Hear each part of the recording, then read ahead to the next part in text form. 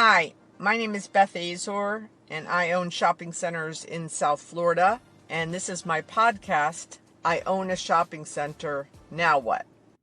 I just love this podcast. And thank you to all of you as we start 2025 for giving me such great feedback on this podcast. You are all telling me that you love that they're short and that they provide snippets of value and that they've helped you a lot. So I really appreciate the feedback.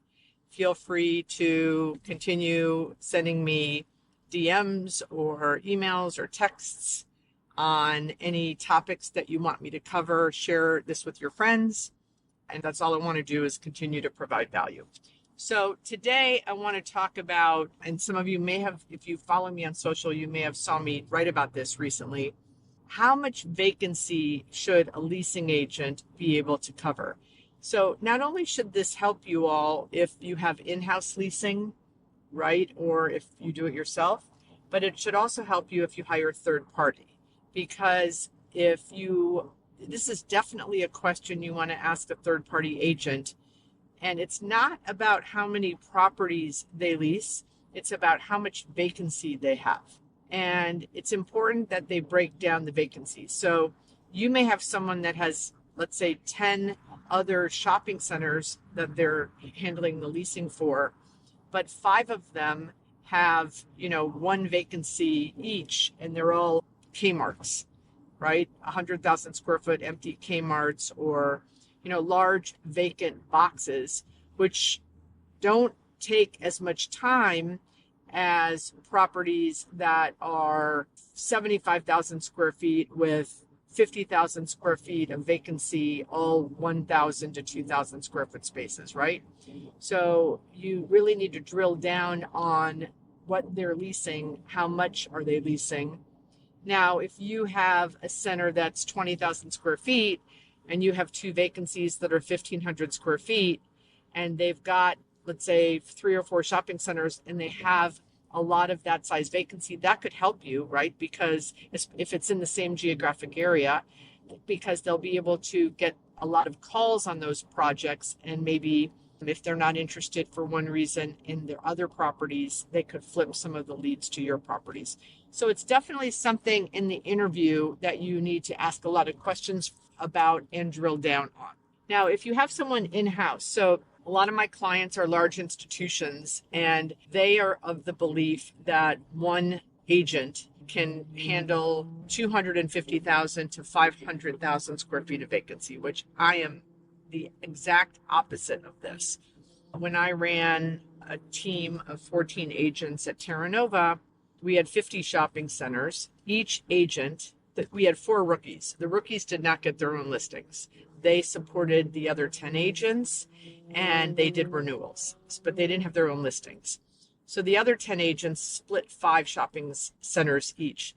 Now, maybe I had a couple that did 3 and a couple that did 6. It all had to do with the amount of vacancy.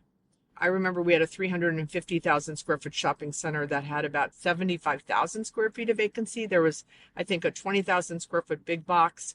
There was a lot of second floor office spaces, which this particular agent handled.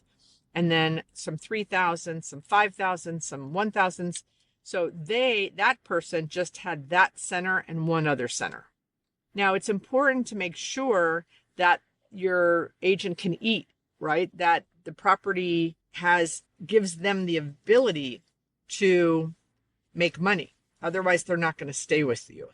And again, this is assuming that the compensation is based on some sort of bonus per square foot or percentage on commission on their commissions, versus if you just gave them a $75,000 salary and they did not get incentivized or paid upon results, which again, I'm highly against that also. So make sure that as you distribute the properties to, let's say you have 20 centers and you have 3 or 4 agents, and again, it's looking back over the prior 3 years, how much square footage can each agent lease? So typically an agent can do literally around the country. I've done surveys. I haven't done a survey since before COVID, so maybe my numbers are outdated. I don't think so.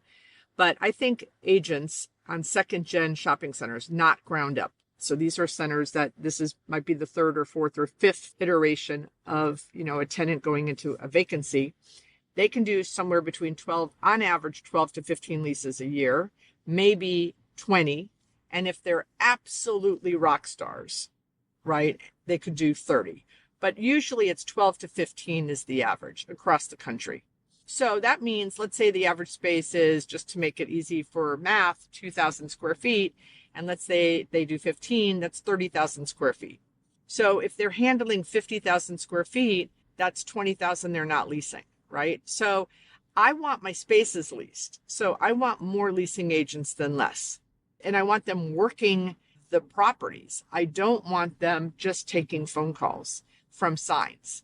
That's what happens when, I remember a REIT hired me to train their team, and we were out canvassing, and the guy was really anxious, like having an anxiety attack at about 10:30. And I said, "What is your problem?" And he goes, "I'm so nervous about all of the voicemails I'm getting." I'm like, "What do you mean?" He goes, I bet I have 100 voicemails. And I said, "There's no way you have 100 voicemails." And he says, "Okay, let's pull over and let me call my phone at his office." This is when you had phones at offices. And sure enough, he had 98 voicemails. And this guy had to listen to 98 voicemails and take notes. I immediately called his boss and worked out a system where he could get an assistant who would take the voice messages and send him an email or a text on, the calls, because by the time you listen to the 90th, which is Starbucks calling on your property, you might have missed the deal. So that was just crazy. But again, he had probably 50 shopping centers, and he didn't have time to canvass. He didn't have time to call the calls back he was getting on his properties.